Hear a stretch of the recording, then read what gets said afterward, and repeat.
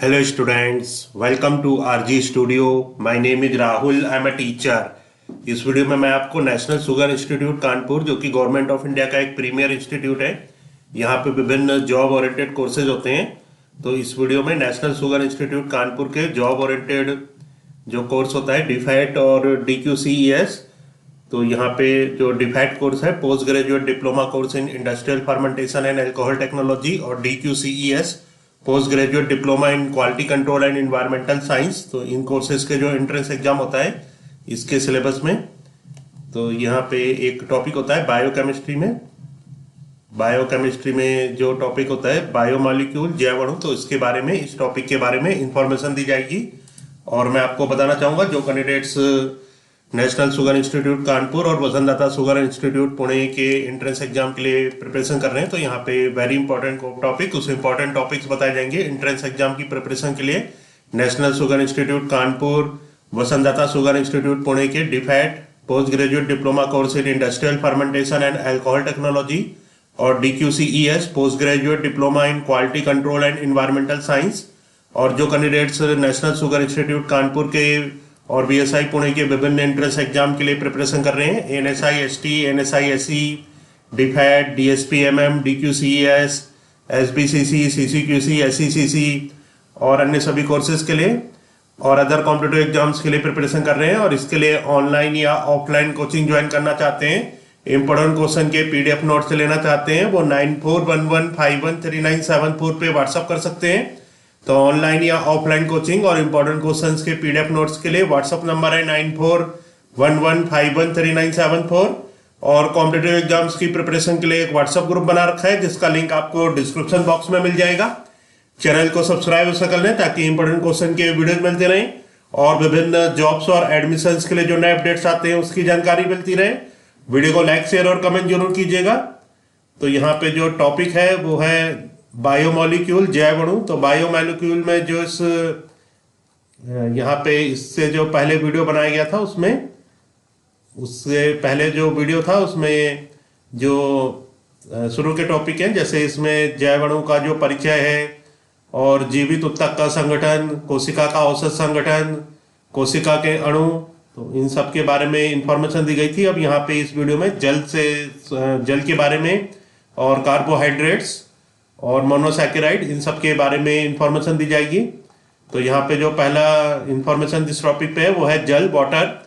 सजीवों का लगभग 70 से 80% जल से बना होता है। मनुष्य के शरीर में 55% जल कोशिकाओं में और 45% जल अतिरिक्त कोशिका द्रव्य जैसे रुधिर, लसिका, उत्तक द्रव्य आदि में पाया जाता है। तो जो सजीव होते हैं उनका लगभग 70 से 80% जो शरीर है वो जल से बना होता है। मनुष्य के शरीर में 55% जल कोशिकाओं में और 45% जल अतिरिक्त कोशिका द्रव्य जैसे रुधिर, लसिका, उत्तक द्रव्य आदि में पाया जाता है। तो जो मनुष्य का शरीर है उसमें 55% जल जो है वो कोशिकाओं में होता है और 45% जल अतिरिक्त कोशिका द्रव्य जैसे रुधिर, लसिका, उत्तक द्रव्य आदि में पाया जाता है।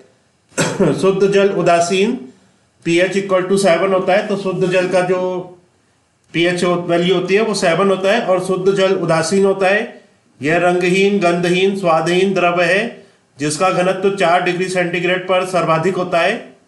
तो जो शुद्ध जल होता है वो रंगहीन, गंधहीन, स्वादहीन द्रव्य है और इसका घनत्व 4 डिग्री सेंटीग्रेड पर सर्वाधिक होता है। इसका क्वथनांक 100 डिग्री सेंटीग्रेड होता है। तो शुद्ध जल का जो क्वथनांक है वो 100 डिग्री सेंटीग्रेड होता है। रासायनिक दृष्टि से जल हाइड्रोजन व ऑक्सीजन के सह संयोजक बंध से बना होता है। हाइड्रोजन के दोनों परमाणुओं के मध्य 104 डिग्री का कोण होता है। द्विध्रुवीय होने के कारण यह उत्तम विलायक है। इसकी विशिष्ट ऊष्मा, पृष्ठ तनाव व विद्युत चालकता उच्च होती है। जल कोशिकीय अंगकों एवं दैहिक द्रव का आवश्यक घटक है। यह शरीर में परिवहन माध्यम का कार्य करता है। यह बीजों के अंकुरण, प्रकाश संश्लेषण व ताप नियमन आदि में सहायक होता है। कार्बोहाइड्रेट्स, अब कार्बोहाइड्रेट्स के बारे में इंफॉर्मेशन है। कार्बोहाइड्रेट शब्द कार्बोज, कार्बन, हाइड्रो, जल, कार्बन के हाइड्रेट से बना है। तो जो कार्बोहाइड्रेट शब्द है ये कार्बन और जल कार्बन और हाइड्रोजल कार्बन के हाइड्रेट से बना है। ये मानव आहार के प्रमुख घटक और समस्त जीवों के लिए ऊर्जा का मुख्य स्रोत होते हैं। तो जो कार्बोहाइड्रेट्स होते हैं ये मानव आहार के प्रमुख घटक और समस्त जीवों के लिए ऊर्जा का मुख्य स्रोत होते हैं। कार्बोहाइड्रेट्स कार्बन, हाइड्रोजन तथा ऑक्सीजन के तत्वों से निर्मित कार्बनिक पदार्थ हैं।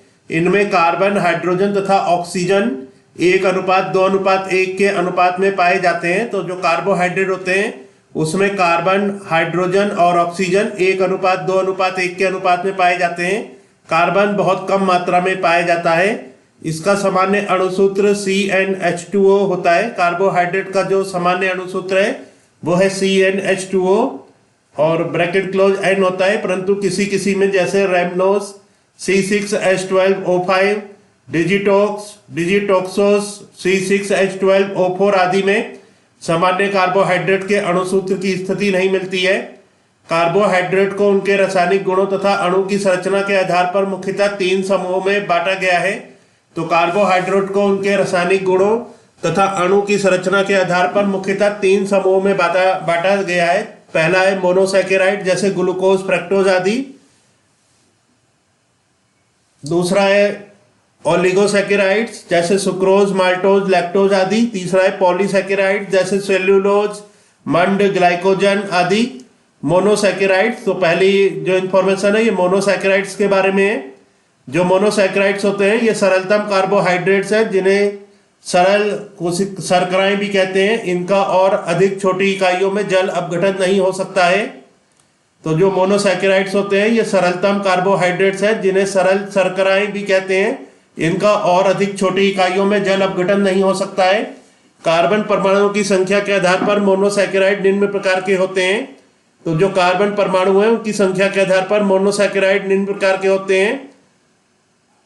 तो यहाँ पे है पहले ट्राइओसेस C3H6O3 ग्लिसरेल्डिहाइड व डाइहाइड्रोक्सी एसीटोन। फिर है टेट्रोसेस C4H8O4 एरिथ्रोस व थ्रियोस। नेक्स्ट है पेंटोसेस C5H10O5 राइबोस, राइबोसोलोस, जाइलोस, आर्बिनोस। फिर है hexoses C6H12O6 glucose, fructose, galactose, mannose. Next है हेप्टोज C7H14O7 सिडोहेप्टुलोज व ग्लूकोहेप्टोज। हेक्टोज शर्कराएं ऊर्जा का प्रमुख स्रोत हैं। ग्लूकोज को कोशिकाओं का ईंधन भी कहते हैं। प्रकाश संश्लेषण द्वारा ग्लूकोज संश्लेषण में ट्राइओस, ग्लिसरेल्डिहाइड, पेंटोस, राइबोलोस व हेप्टोज, सिडोहेप्टोलोस की मध्यवर्ती यौगिकों के रूप में विशेष भूमिका होती है। राइबोस शर्करा RNA, NAD, NADP व ATP का घटक है, जबकि डीऑक्सीराइबोस DNA का घटक है। ओलिगोसैकेराइड लगभग 12 से 10 मोनोसैकेराइड के संयोग से बनी शर्कराएं ओलिगोसैकेराइड्स कहलाती हैं। ये भी मोनोसैकेराइड्स की भांति मीठी व रंगीन होती हैं। मोनोसैकेराइड इकाइयों के जुड़ने के आधार पर इन्हें डाइसैकेराइड, ट्राइसैकेराइड, टेट्रासैकेराइड आदि कहते हैं। ओलिगोसैकेराइड के उदाहरण निम्न प्रकार हैं। ओलिगोसैकेराइड्स के प्रकार, उदाहरण, व्याख्या। तो यहाँ पे है डाइसैकेराइड 2 मोनोसैकेराइड अणुओं के ग्लाइकोसिडिक बंध द्वारा जुड़ने से बनते हैं। उदाहरण ए माल्टोज। व्याख्या, यह अपचयी शर्करा माल्ट शर्करा भी कहलाती है। इसमें ग्लूकोज के 2 अणु अल्फा 4 ग्लाइकोसिडिक बंध द्वारा जुड़े होते हैं। बी है लैक्टोज, इसे दुग्ध शर्करा मिल्क शुगर कहते हैं। इसमें एक ग्लूकोज अणु एक गैलेक्टोज अणु से बीटा 1,4 ग्लाइकोसिडिक बंध द्वारा जुड़ा रहता है। सी है सुक्रोज, यह एक अन्य अपचयी नॉन रिड्यूसिंग व्यावसायिक शर्करा है। इसमें एक ग्लूकोज अणु एक फ्रक्टोज अणु से अल्फा 1,2 ग्लाइकोसिडिक बंध द्वारा जुड़ा रहता है। नेक्स्ट है ट्राइसैकेराइड, 3 मोनोसैकेराइड अणुओं के जुड़ने से बनती है। इसका उदाहरण है रैफिनोज, यह डी ग्लूकोज, डी फ्रक्टोज व डी ग्लैक्टोज से मिलकर बनी होती है। इसके अगला जो टॉपिक है वो है पॉलीसैकेराइड्स। इसका निर्माण 10 या 10 से अधिक मोनोसैकेराइड्स के अणुओं से मिलकर होता है। पृथ्वी पर सबसे अधिक कार्बोहाइड्रेट्स पॉलीसैकेराइड के रूप में ही पाए जाते हैं, इन्हें ग्लाइकेन्स कहते हैं। संयोजन के आधार पर पॉलीसैकेराइड्स का वर्गीकरण दो प्रकार से होता है। होमोपॉलीसैकेराइड्स ये एक ही प्रकार की मोनोसैकेराइड इकाइयों से मिलकर बने होते हैं, इन्हें होमोग्लाइकेन्स भी कहते हैं। डी ग्लूकोज के बहुलीकरण पॉलीमराइजेशन से बने पॉलीसैकेराइड सबसे अधिक महत्वपूर्ण होते हैं और बहुतायत में पाए जाते हैं। कुछ जैसे मंड, ग्लाइकोजेन आदि ऊर्जा के लिए ग्लूकोज का संचय करते हैं, जबकि कुछ जैसे सेलुलोज, काइटिन आदि रचनात्मक पॉलीसैकेराइड्स होते हैं। हेट्रोपॉलीसैकेराइड्स ये दो या दो से अधिक प्रकार के मोनोसैकेराइड के बहुलीकरण से बने होते हैं। इसके सामान्य उदाहरण म्यूकोपॉलीसैकेराइड, काइटिन, अगार, पेक्टिन, हेमुसेलुलोज आदि हैं। ये जीव के शरीर में बाह्य कोशिकीय अवलंबन एक्स्ट्रा सेलुलर सपोर्ट प्रदान करते हैं।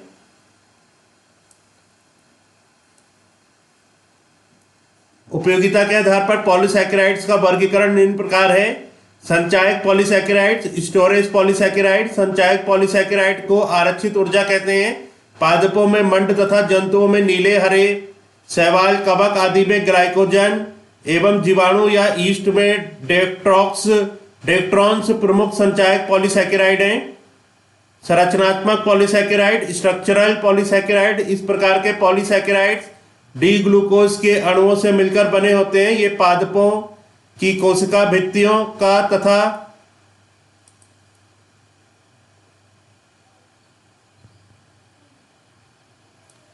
आर्थ्रोपोडस जंतुओं के बाह्य कंकाल का निर्माण करते हैं। सेलुलोज एवं काइटिन सबसे महत्वपूर्ण संरचनात्मक पॉलीसैकेराइड हैं। पॉलीसैकेराइड, इनका संयोजन एवं कार्य। पॉलीसैकेराइड प्रकार, संयोजन, कार्य। तो ए पे है संचायक पॉलीसैकेराइड। फर्स्ट है मंड, इसका जो प्रकार है यह है होमोपॉलीसैकेराइड और इसके जो संयोजन है अल्फा डी ग्लूकोज, एमाइलोज एवं एमाइलोपेक्टिन। कार्य है पादपों में संचित भोजन के रूप में, जंतुओं तथा कवकों में संचित भोजन के रूप में। कंपोजिटी कुल के पादपों में संचित रहता है। सेकंड है ग्लाइकोजन, इसका जो प्रकार है वो है होमोपॉलीसैकेराइड और संयोजन इसका जो है ये है अल्फा डी ग्लूकोज। इसका जो कार्य है यह है वजन घटाने व कब्ज में उपयोगी है। तीसरा है इनोलिन, इसका जो प्रकार है वो है होमोपॉलीसैकेराइड और इसका जो संयोजन है डी फ्रक्टोज। नेक्स्ट है बी संरचनात्मक पॉलीसैकेराइड्स, तो फोर्थ पे है सेलुलोज। प्रकार है इसका होमोपॉलीसैकेराइड और इसका प्रकार है बीटा डी ग्लूकोज। इसका जो कार्य है यह है अधिकांश शैवालों, उच्च पादपों तथा प्रोटिस्ट की कोशिका भित्ति सेलुलोज की बनी होती है। फिफ्थ पे है काइटन, इसका प्रकार है होमीपॉलीसैकेराइड। इसका जो संयोजन है एन एसिटाइल ग्लूकोसामीन और इसका जो कार्य है यह है कवकों की कोशिका भित्ति में तथा आर्थ्रोपोड्स का बहुबाह्य कंकाल काइटन का बना होता है। इसके बाद जो है सिक्स पे जो है यह है म्यूकोपॉलीसैकेराइड्स। इसका जो प्रकार है यह है हेट्रोपॉलीसैकेराइड और इसका जो संयोजन होता है गैलेक्टोज एवं मैनोज और इसका जो कार्य है सुरक्षा एवं अवलंबन प्रदान करता है। जोड़ों का स्नेहन, कार्निया, त्वचा, लिगामेंट व टेंडन को दृढ़ता एवं लचीलापन प्रदान करता है। नेक्स्ट है सेवंथ पे ग्लाइकोप्रोटीन और इसका जो प्रकार है यह है हेट्रोपॉलीसैकेराइड। इसका जो संयोजन है पॉलीसैकेराइड श्रृंखला पेप्टाइड से जुड़ी हुई और इसका जो कार्य है यह जीवाणुओं की कोशिका भित्ति में पाया जाता है। नंबर 8 पे है पेप्टिडोग्लाइकेन्स और इसका जो प्रकार है यह है हेट्रोपॉलीसैकेराइड और इसका जो संयोजन है पेप्टाइड बंध से जुड़ी हुई पॉलीसैकेराइड श्रृंखला। इसका कार्य है जीवाणुओं की कोशिका भित्ति में पाया जाता है। नंबर 9 पे है अगार अगार, इसका जो प्रकार है यह है पॉलीसैकेराइड और इसका जो संयोजन है डी तथा एल गैलेक्टोज तथा सल्फ्यूरिक अम्ल और इसका कार्य है कोशिका एवं उत्तक संवर्धन के लिए संवर्धन माध्यम में उपयोग होता है। और नंबर 10 पे है हेपरिन, इसका जो प्रकार है पॉलीसैकेराइड। इसका संयोजन ग्लूकोसामीन, ग्लूकोरोनिक अम्ल तथा सल्फेट समूह। इसका कार्य प्रतिस्कंदक का कार्य करता है। तो इस वीडियो में जो कुछ इंपॉर्टेंट टॉपिक्स हैं इसके बारे में, जो बायोकेमिस्ट्री में जो इंपॉर्टेंट टॉपिक्स होते हैं इसके बारे में इंफॉर्मेशन दी गई है। नेक्स्ट टॉपिक में लिपिड के बारे में इंफॉर्मेशन दी जाएगी। और मैं आपको बताना चाहूंगा जो candidates national sugar institute Kanpur और बीएसआई पुणे के विभिन्न एंट्रेंस एग्जाम के लिए प्रिपरेशन कर रहे हैं, डीफैट, डीक्यूसीएस के बारे में इस वीडियो में कुछ इंपॉर्टेंट टॉपिक्स बताए गए एंट्रेंस एग्जाम की प्रिपरेशन के लिए। तो जो candidates NSI Kanpur, BSI Pune के विभिन्न एंट्रेंस एग्जाम के लिए प्रिपरेशन कर रहे हैं, एएनएसआई एसटी, एएनएसआई एससी, डीक्यूसीएट, डीएसपीएमएम, डीफैट, एसबीसीसी, सीसीक्यूसी आदि, तो और इसके लिए ऑनलाइन या ऑफलाइन कोचिंग ज्वाइन करना चाहते हैं, इंपोर्टेंट क्वेश्चन के पीडीएफ नोट्स लेना चाहते हैं, वो 9411513974 पे व्हाट्सअप कर सकते हैं। और कॉम्पिटेटिव एग्जाम्स की प्रिपरेशन के लिए एक व्हाट्सअप ग्रुप बना रखा है जिसका लिंक आपको डिस्क्रिप्शन बॉक्स में मिल जाएगा। चैनल को सब्सक्राइब उससे कर लें ताकि इंपोर्टेंट क्वेश्चन के वीडियोज मिलते रहें और विभिन्न जॉब्स और एडमिशंस के लिए जो नए अपडेट्स आते हैं उसकी जानकारी मिलती रहे। वीडियो को लाइक, शेयर और कमेंट जरूर कीजिएगा। वीडियो देखने के लिए बहुत बहुत धन्यवाद।